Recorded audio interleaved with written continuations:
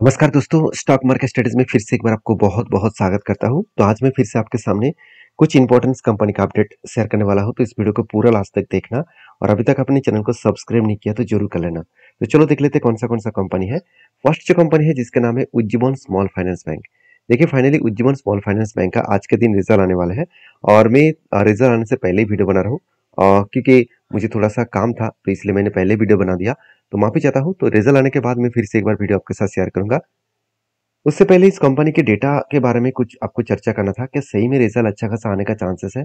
अगर मैं previous year के डेटा दिखा दूं, प्रीवियस ईयर का अगर क्वार्टर रिजल्ट दिखा दूं, तो पिछले साल में कंपनी शानदार सेल्स किया था, मतलब शानदार रेवेन्यू को ग्रोथ किया था। एक्सपेंस को मिटाने के बाद, कंपनी के इंटरेस्ट मिटाने के बाद, साथ ही साथ कंपनी का डिप्रिसिएशन सब कुछ मिटाने के बाद, कंपनी के टैक्स देने के बाद भी कंपनी का जो प्रॉफिट हुआ था वो 310 करोड़ से 330 करोड़ बना था। ऐसे हाईली ग्रोथेबल प्रॉफिट नहीं हुआ था। सिर्फ 310 से 330 करोड़, मतलब सिर्फ 20 करोड़ का ज्यादा प्रॉफिट हुआ था। तो यही 20 करोड़ का प्रॉफिट क्या उससे भी ज्यादा प्रॉफिट होने का चांसेस है इस बार? तो उसके लिए कंपनी के शेयर प्राइस को आपको देखना पड़ेगा।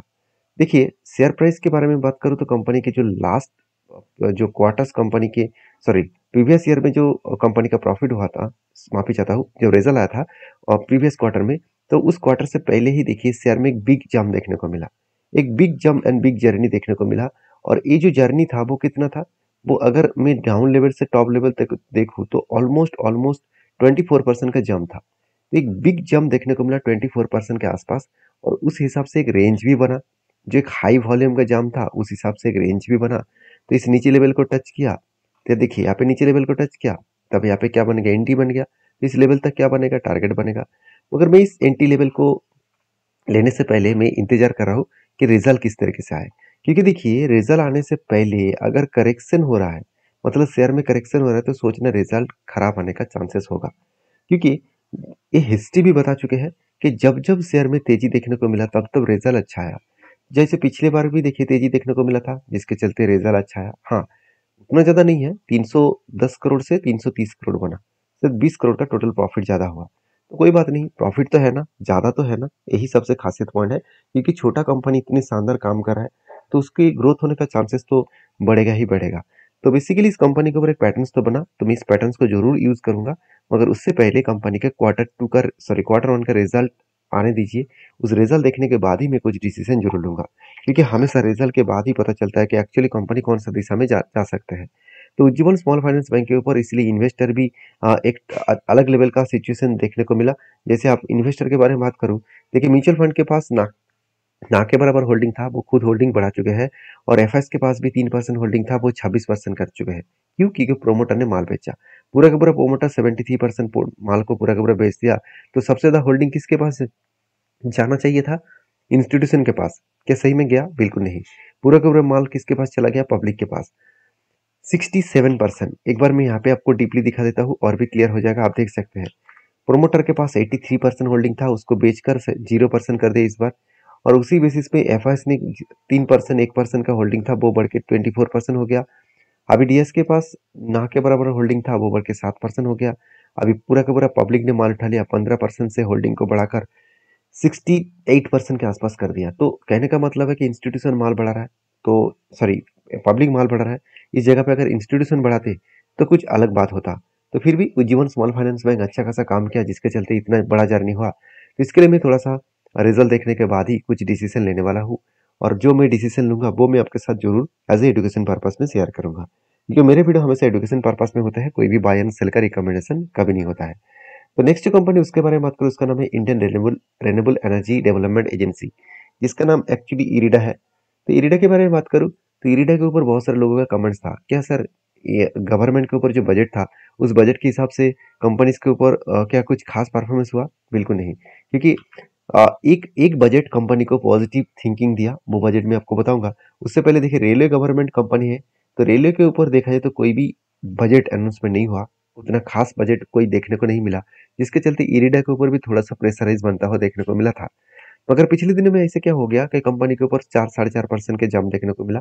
इसके पीछे है गवर्नमेंट अनाउंसमेंट किया है कि जितने सारे सोलर प्रोजेक्ट है, सोलर प्रोजेक्ट एनर्जी है, वो उसके ऊपर काम करेंगे और करीबन 1 करोड़ घरों में वो free of cost solar panel लगाने का अनाउंसमेंट भी किया है। तो मतलब सोलर पैनल लगाने का अनाउंसमेंट नहीं किया फ्री ऑफ कॉस्ट। वो मतलब जो इलेक्ट्रिसिटी है उसको जीरो करने के लिए वो एक 1 लाख घरों को, सॉरी 1 करोड़ घरों को वो सोलर पैनल सस्ते दामों में और एज ए इंस्टॉलमेंट के हिसाब से वो देने वाला है।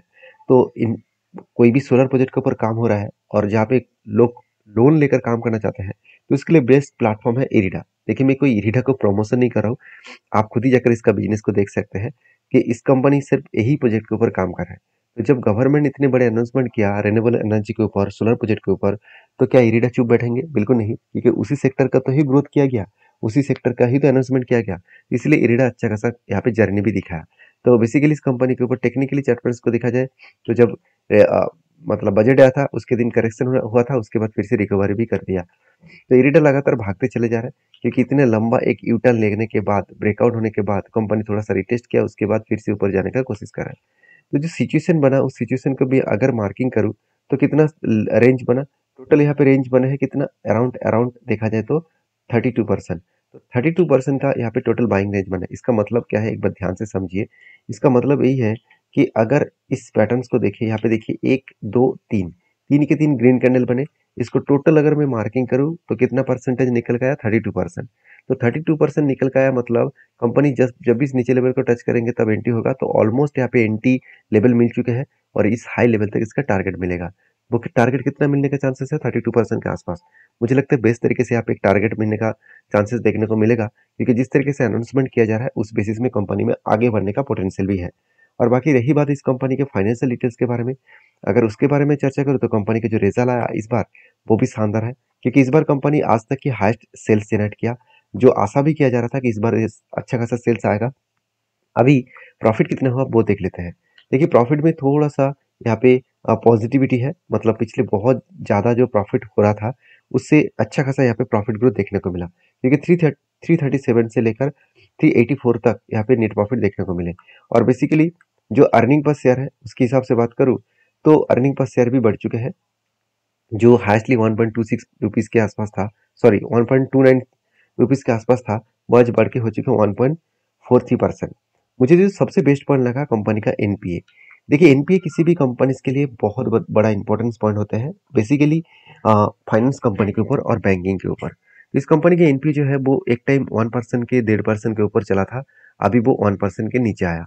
मतलब कंपनी खुद को अलग लेवल में रिप्रेजेंट कर रहा है, तो इसलिए कंपनी के शेयर में अच्छा खासा जंप भी देखने को मिला। और कंपनी के ऊपर गुड अपडेट भी है, क्योंकि देखिए फाइनेंस कंपनी है तो इसको तो हमेशा फंडिंग का जरूरत होगा ही। तो जिसके बेसिस में मुझे लगता है इरिडा एक्सेप्ट कर रहा है, मतलब एक्सेप्ट कर चुके हैं bid for the 15 years bond, मतलब 15 सालों के जो बॉन्ड्स है वो यहाँ पे एक्सेप्ट करने वाला है। और वो भी 15 ईयर्स के लिए जो बॉन्ड है वो कितना पैसा मार्केट में इशू करने जा रहा है, करीबन 10, सॉरी मार्केट में इशू नहीं, मार्केट से उठाने वाला है 10.90 बिलियन रुपीज का। 10.90 बिलियन रुपीज का मतलब 130 मिलियन डॉलर का। तो वो भी 15 साल के लिए। और वो इंटरेस्ट रेट कितना देने वाला है, 7.39% के आसपास। तो मुझे लगता है एक अच्छा खासा इंटरेस्ट रेट के बेसिस में यहाँ पे एक अच्छा खासा ग्रोथ देखने को मिल सकता है। तो बाकी आपके क्या ओपिनियन है, जरूर मुझे कमेंट्स करके बता सकते हैं। तो बेसिकली इस कंपनी के ऊपर जो अपडेट है वो मैं आपके साथ शेयर किया हूँ। आपके क्या ओपिनियन है मुझे जरूर कमेंट्स करके बताना। नेक्स्ट जो कंपनी, इसका नाम है बजाज फाइनेंस। बहुत दिनों के इंतजार करने के बाद फाइनली मुझे इस कंपनी का रिजल्ट मिल चुके हैं। तो रिजल्ट किस तरीके से हुआ वो झलक मैं सबसे पहले आपको दिखाना चाहूंगा, क्योंकि इस कंपनी का पूरा के पूरा डेटा जो है वो रिजल्ट में छुपे होते हैं, क्योंकि रिजल्ट ही इस कंपनी के ग्रोथ करने के लिए काफी होते हैं। तो चलो अभी देख लेते हैं रिजल्ट किस तरीके से हुआ। अगर क्वार्टर रिजल्ट के बारे में बात करूँ तो कंपनी की जो रिजल्ट आया आप देख सकते हैं। सेल्स पिछले सालों में था 12,400 500 करोड़ के आसपास बोल सकते हैं, और इस बार हुआ 16,100 करोड़। तो मतलब सेल्स में भी इंक्रीजिंग हुई और इंटरेस्ट भी पेमेंट किया। उस बेसिस में नेट प्रॉफिट वो भी देखिए 3,400 करोड़ से 3,900 करोड़ बना। एक अलग लेवल का नेट प्रॉफिट देखने को मिला, जो कंपनी का ग्रोथ बहुत शानदार हुआ। मगर एक दिक्कत वाला बात हो गया। वो दिक्कत वाला बात क्या है, आप देख सकते हैं पिछली बार का जो एनपीए था वो 0.31% के आसपास था। इस बार वो बढ़ के 0.38% के आसपास हो चुके हैं। मतलब मार्केट से कंपनी कुछ पैसा उठा नहीं पाए।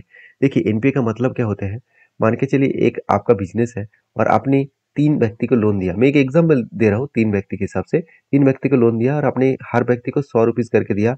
और आपने बताया कि मुझे आपको 100 रुपीज दिया, मुझे 110 रुपीज करके आपको वापस करना है। तो आपने तो 300 रुपीज दिया और आपको मिलेगा कितना, 330 रुपीज, क्योंकि 100 रुपीज 110 रुपीज करके मिले तो 330 रुपीज होगा।